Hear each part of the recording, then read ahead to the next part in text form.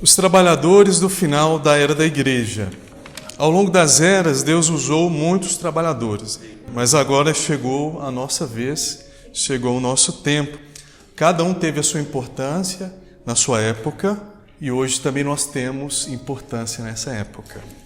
Nós fomos chamados para concluir esta era, trazendo o Senhor de volta. É uma responsabilidade em tanto. Para isso, nós precisamos ser simples e puros diante de Deus. Vamos ler isso em Marcos, capítulo 10. Marcos, capítulo 10, os versículos 13, 14 e 15. Então lhe trouxeram algumas crianças para que as tocasse, mas os discípulos os repreendiam. Jesus, porém, vendo isto, indignou-se e disse-lhes: Deixai vir a mim os pequeninos, não os embaraceis, porque dos tais é o reino de Deus. Em verdade vos digo, quem não receber o reino de Deus como uma criança, de maneira nenhuma entrará nele. Aqui mostra que nós precisamos ser simples e puros como uma criança, né? O Senhor diz aqui para deixar ir os pequeninos, né, as crianças até o Senhor, né? Então, desde pequenos, nós precisamos levar nossas crianças até o Senhor Jesus, né? Aqui em outro texto diz que os pais ali levaram as crianças, não havia necessidade de cura, de libertação, né? Mas os pais das crianças levaram elas para que Jesus as abençoasse. Porque eles criam que a bênção de Deus, a bênção do Senhor Jesus na vida das crianças, guardaria elas por toda a vida. Mas aqui o sentido que nós estamos desfrutando é que o nosso coração precisa ser como o de uma criança, que é um coração receptivo e puro. Um coração simples é um coração receptivo e também um coração carinhoso, né, irmãos? Uma criança é carinhosa com os pais, com os avós. Veja que nós precisamos ser carinhosos com o Senhor também. Sendo um modelo dos verdadeiros crentes, que nada trazem, mas tudo recebem. Criança não traz nada, mas ela recebe tudo. Então quem crê no Senhor é a mesma coisa. O que tem para oferecer para o Senhor? Não tem nada, mas tem tudo para receber. Então é um modelo dos verdadeiros crentes. Irmãos, ninguém é pequeno demais para receber o Senhor Jesus, né? Não se menosprezem. O Senhor quer a todos, quer o coração de todos. Vamos desfrutar Mateus 19 agora. Mateus 19, do versículo 16 ao 22. Eu acho que nós podemos ler e em seguida nós vamos ruminar todos esses versículos, tá bom? Mateus 19, dos versículos 16 ao 22. E eis que alguém, aproximando-se, lhe perguntou: Mestre, que farei eu de bom para alcançar a vida eterna? Respondeu-lhe Jesus: Por que me perguntas acerca do que é bom? Bom só existe um. Se queres, porém, entrar na vida, guarda os mandamentos. E ele perguntou: Quais? Respondeu Jesus: Não matarás, não adulterarás, não furtarás, não dirás falso testemunho. Honra a teu pai e a tua mãe, e amarás teu próximo como a ti mesmo. Replicou-lhe o jovem: Tudo isso tenho observado, que me falta ainda? Disse-lhe Jesus: Se queres ser perfeito, vai, vende os teus bens, dá aos pobres e terás um tesouro no céu, depois vem e segue-me. Tendo, porém, o jovem ouvido essas palavras, retirou-se triste por ser dono de muitas propriedades.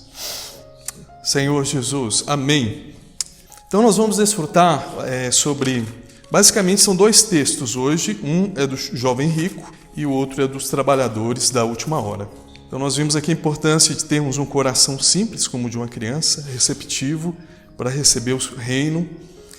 E aqui fala de um jovem, fala de alguém, diz assim o versículo 16, vamos então ir versículo por versículo.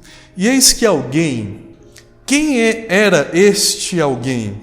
Nós sabemos que ele era um jovem rico, Se nós olharmos em Lucas, mostra que ele tinha uma posição social elevada, ele era um líder entre os judeus.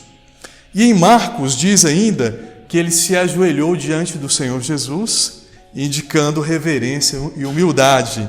E ele ainda chamou o Senhor de mestre.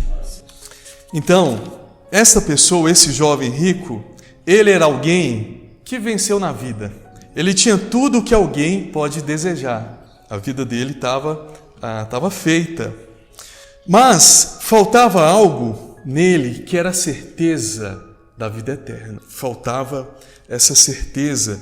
E por isso que ele fez uma pergunta para o Senhor. Ele disse: Mestre, que farei eu de bom para alcançar a vida eterna? Irmãos, o Senhor, primeiro, quero dizer que o Senhor Jesus é um mestre. É um mestre. Ele conhece tudo e também nos ensina todas as coisas.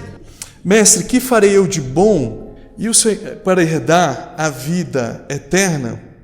A vida eterna aqui se refere, no Evangelho de Mateus, ao reino dos céus.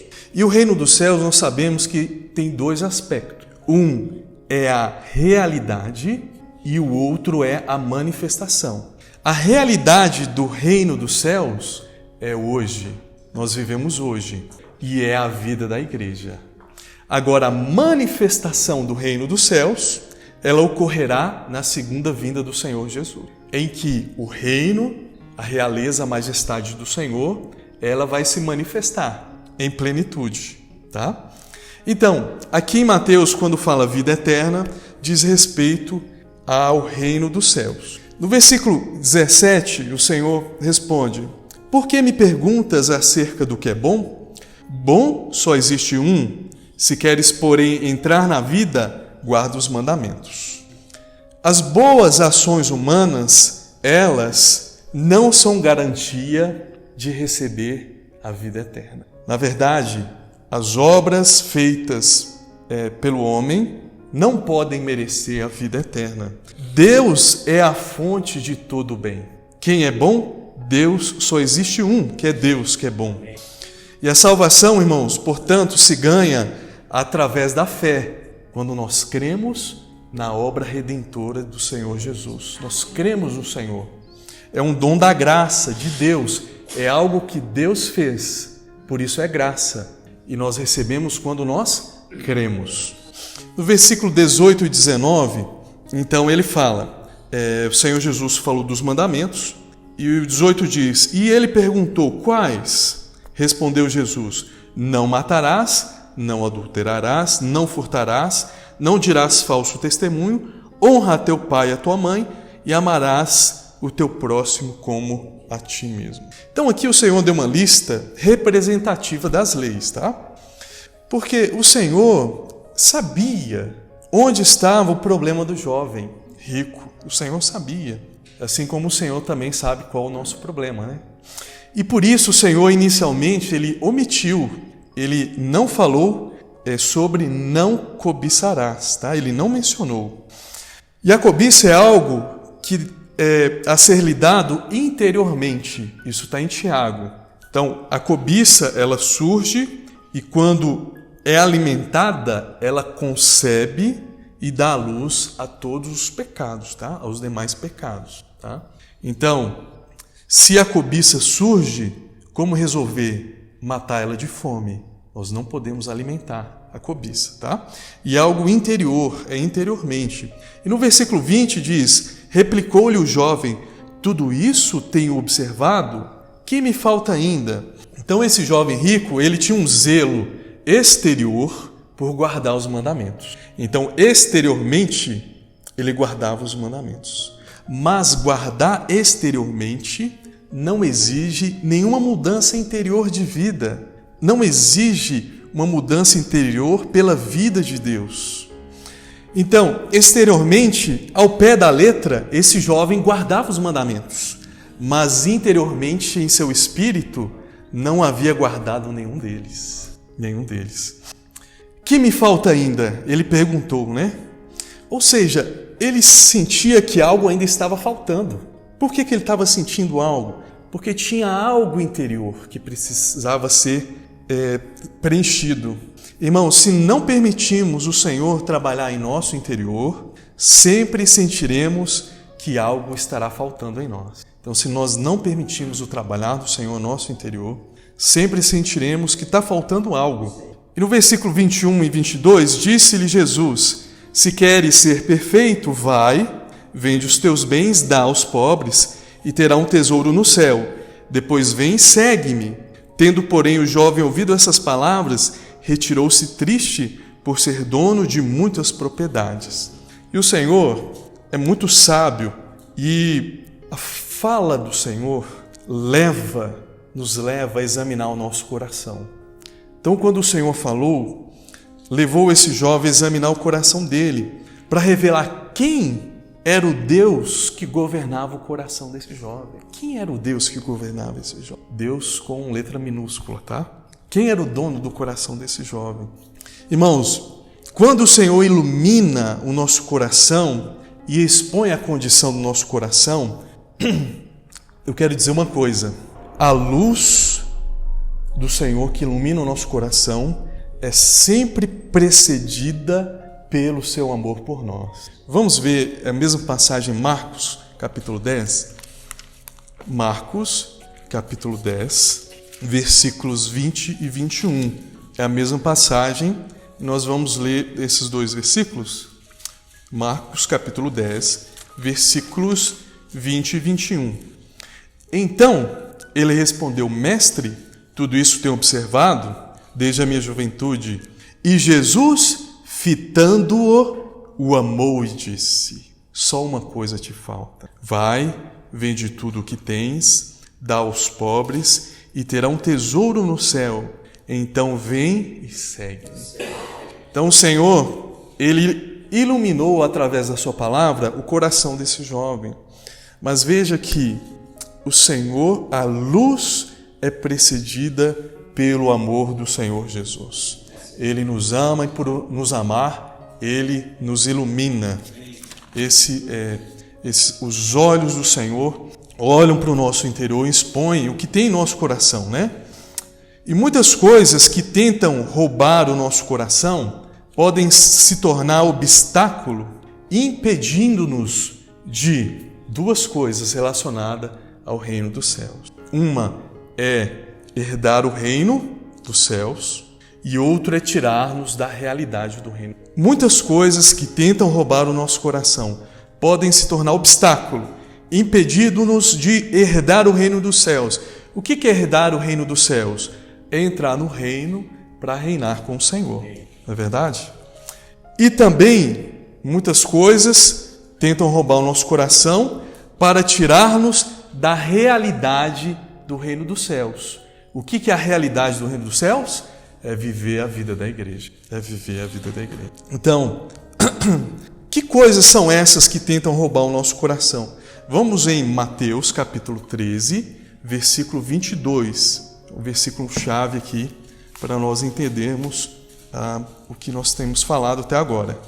Mateus, capítulo 13, versículo 22.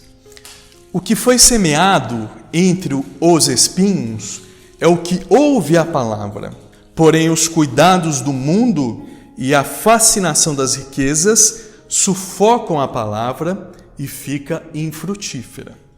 O que foi semeado entre os espinhos é o que ouve a palavra, porém, aí surge um obstáculo, o que é? Os cuidados do mundo e a fascinação das riquezas sufocam a palavra e fica infrutífera.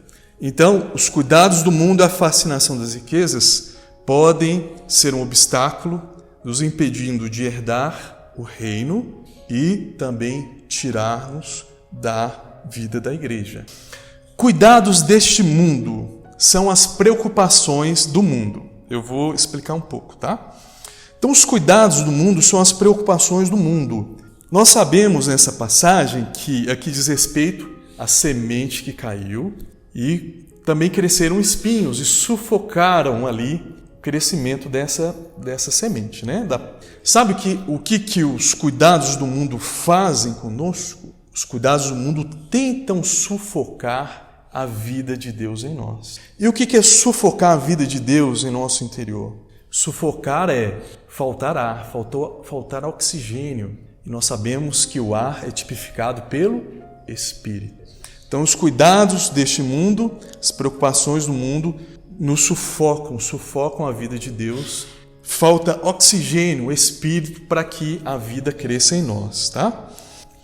Se não estamos crescendo em vida, irmãos, é porque já estamos sendo sufocados. Então, aqui é um sinal. O sinal de que os cuidados deste mundo estão nos sufocando é se não estamos percebendo que estamos crescendo, tá? Detalhando mais, estes cuidados são os caminhos deste mundo. O mundo tem os seus caminhos e tem caminho para todo gosto, né? O mundo tem os seus departamentos que se perde a conta, que tem para quem quiser tem, né? Tem variedade, né? Então tem os caminhos do mundo, tem os prazeres da vida cotidiana, o apego à posição e o prestígio neste mundo. Esse apego à posição e prestígio no mundo não diz respeito só, por exemplo, o irmão enfatizou bem isso na igreja, mas no grupo de pessoas que nós convivemos, pode haver isso, né? O apego à posição e o prestígio, tá? O apego aos bens materiais, também aqui falou a fascinação das riquezas. A riqueza, irmãos, é uma bênção de Deus, se Deus for honrado. A riqueza é uma bênção de Deus, se Deus for honrado. Mas é uma armadilha perigosa se cativar o coração. Pode ser uma armadilha se cativar o coração. Então o mundo pode se tornar um grande obstáculo para que um filho de Deus deixe então de viver a vida da igreja e também deixe de se tornar um vencedor, tá? Nós sabemos, irmãos, que por experiência, que a maioria dos casos, as dificuldades dos irmãos que têm de prosseguir a carreira estão relacionadas ao quê? Ao mundo. Os de rebelião no nosso meio, nós nunca tivemos aqui, nunca tivemos. Mas os cuidados do mundo, eles podem sufocar a vida de Deus em nós. Veja que o amor ao mundo tirou o jovem rico da presença do Senhor. Não foi isso que aconteceu? O amor ao mundo, o apego, tá? As questões da vida, se nós não formos vigilantes, não estivermos vigiando, as questões da vida podem tirar a nossa disposição de fazer a vontade de Deus, tá? Então, veja que é uma oposição muito grande que nós temos, e nós temos que lutar diariamente, e precisamos vencer, porque as questões da vida, muitas questões são legítimas, mas elas, se não forem colocadas diante do Senhor, podem roubar o nosso coração e sufocar a palavra de Deus em nós, tá? E quando tira a nossa disposição, o que é tirar a disposição? Hoje eu não estou disposto hoje, por exemplo, a ir estar junto com os irmãos, não é? Hoje eu não quero ler o alimento diário. Entenderam? A disposição, ela mingua. Por quê? Porque as questões da vida, os cuidados deste mundo, eles fazem isso, eles nos sufocam. E quanto menos oxigênio, menos força nós temos. Quanto menos espírito, menos força nós temos. Se nós deixamos de reunir um tempo, nós ficamos sem força para retornar, não é? Se a gente interrompe a nossa comunhão, nosso devocional diário, nossa comunhão diária com o Senhor, retornar regularmente é muito difícil. Senhor Jesus, vamos ver agora Mateus 19. Eu creio que ficou claro para nós, né, a experiência do jovem rico. Mateus, agora 19, versículo 27, 28 e 29. Mateus 19, 27 e 28. Tudo bem, nós vimos que o amor ao mundo, então, pode ser um obstáculo para entrar no reino dos céus. Mas Pedro falou agora o outro lado. Vamos ver então o outro lado agora. 27. Então lhe falou Pedro: eis que nós tudo deixamos e te seguimos. Que será, pois, de nós? Jesus lhes respondeu: em verdade vos digo que vós, os que me seguistes, quando na regeneração o Filho do Homem se assentar no trono da sua glória, também vos assentareis em 12 tronos, para julgar as 12 tribos de Israel. E todo aquele que tiver deixado casas, ou irmãos, ou irmãs, ou pai, ou mãe, ou mulher, ou filhos, ou campos, por causa do meu nome, receberá muitas vezes mais e herdará a vida eterna. Então vamos ver o outro lado agora. Aqueles que servem, que se dispõem a servir o Senhor, a servir na obra de Deus, irmãos, não se arrependerão, jamais. Aqueles que servem ao Senhor não se arrependerão. Nós, discípulos de Jesus, nós receberemos recompensa. O Senhor, Ele promete aqui nesses versículos. O que Ele promete? Que todos que tomarem parte em sua batalha também irão compartilhar da sua vitória. Então, quem fazer parte da batalha do Senhor, das guerras do Senhor, também compartilharão com o Senhor igualmente da sua vitória. O que vai ser nos assentarmos em tronos e seremos reis adjuntos de Cristo. A vitória de Cristo quando Cristo governar sobre todas as coisas. Essa é a vitória, essa vitória Ele quer compartilhar conosco. Nos assentaremos também em tronos e seremos reis adjuntos de Cristo. O que é adjunto? Adjunto, é claro, tem a palavra junto, ou seja, reinar junto com Cristo, mas, para ficar mais claro, é auxiliar no desempenho de suas funções no reino vindouro. Então o Senhor Jesus Cristo, Ele vai reinar. E nós, o Senhor está dando a chance para nós o auxiliarmos no desempenho de suas funções de governar no mundo que há de vir. Isso é ser reis adjuntos, é auxiliar o reinado do rei.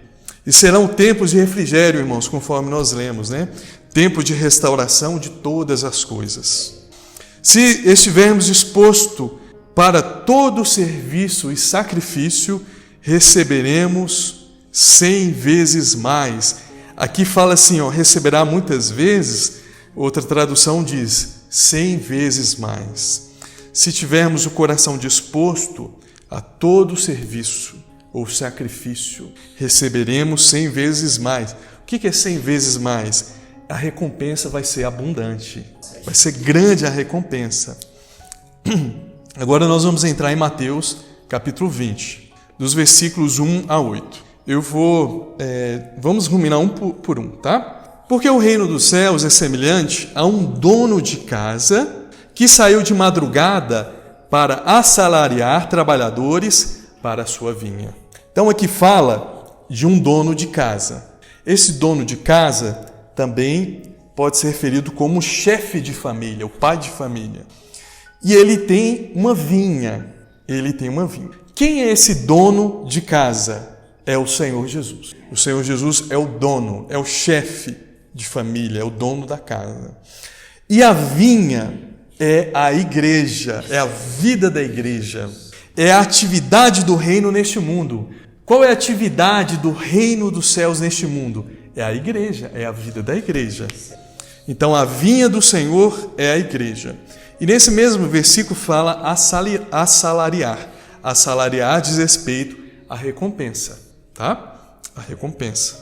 Versículo 2. E tendo ajustado com os trabalhadores, quem são os trabalhadores do Senhor Jesus? São discípulos. Então quem passa a servir Jesus se torna um discípulo. E tendo ajustado com os trabalhadores a 1 denário por dia, mandou-os para a vinha. Versículo 3. Saindo pela 3ª hora, viu na praça outros que estavam desocupados. Então a praça tipifica o mundo. E a praça é uma praça, um local público que é o ponto de reunião para desocupados, tá? Que não tem serviço, que não tem o que fazer, tá? Mas essa praça tipifica o mundo, e quem está na praça pública do mundo não está envolvido com o trabalho na vinha. Essa parábola diz-nos que só existem duas possibilidades: ou estamos envolvidos no trabalho da vinha, ou estamos na praça desocupados. Entenderam? Só existem duas possibilidades: ou nós estamos envolvidos no trabalho da vinha, ou desocupados. Então, quem não está envolvido, para Deus, ele está ocioso o dia todo. Irmãos, ociosidade, estar ocioso, é um estado pecaminoso, viu? É um estado pecaminoso. É estar vadiando, tá? Agora o versículo 4, 5 e 6. E disse-lhes: ide vós também para a vinha, e vos darei o que for justo. Eles foram. Tendo saído outra vez, perto da hora sexta e da nona, procedeu da mesma forma. E saindo por volta da hora 1/10, encontrou outros que estavam desocupados, e perguntou-lhes: por que estivestes aqui desocupados o dia todo? O dono da vinha, veja essa pergunta do capítulo 6. Por que estivestes aqui desocupados o dia todo? O dono da vinha, o nosso Senhor Jesus, não suporta ver-nos parados, de braços cruzados. Por que estivestes aqui desocupados o dia todo? Então estar desocupado é algo que não agrada ao Senhor, tá? E o versículo 7, responderam-lhe: por que ninguém nos contratou? Então lhes disse ele: ide também vós para a vinha. Ide vós também. Vocês sabem o que o Senhor quer fazer? Quer limpar a praça pública. Não quer ninguém desocupado. Quer contratar todo mundo. Quer levar todo mundo. Ide todos vós para a vinha. Esse é o desejo do Senhor. O Senhor não quer ninguém ocioso, ninguém preguiçoso, mas quer todos trabalhando, tá? Todos trabalhando. E o versículo 8, ao cair da tarde, disse o Senhor da vinha ao seu administrador: chama os trabalhadores e paga-lhes o salário, começando pelos últimos e indo até aos primeiros. Então todos os trabalhadores da vinha receberão as mesmas vantagens e privilégios da recompensa de reinar com o Senhor, tá? E qual é a atividade da vinha hoje? É trazer materiais, pessoas para a edificação da igreja, pagar o preço para cuidar delas, ajudando-as a servir ao Senhor e a edificar a igreja conosco. Amém? E na 1/10 hora, ou seja, na última hora, os trabalhadores da última hora, eles têm que ser diferentes, sair do convencional, porque o Senhor tem pressa, e para isso nós contamos com o Espírito 7 vezes intensificado, porque o Senhor tem pressa.